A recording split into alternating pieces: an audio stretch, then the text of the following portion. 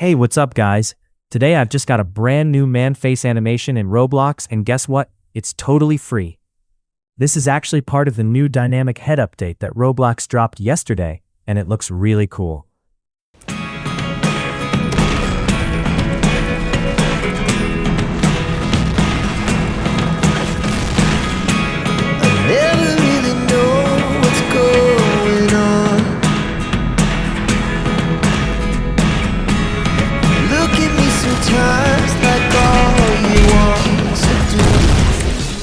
Alright, let's set it up together. First, go ahead and click on your avatar. Then tap on the Edit Avatar button.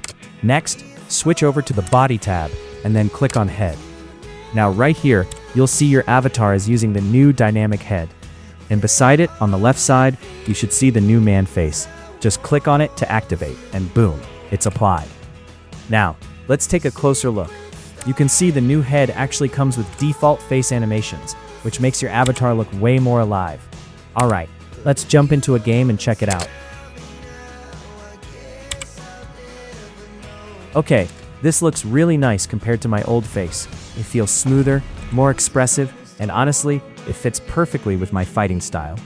So what do you guys think about this new face?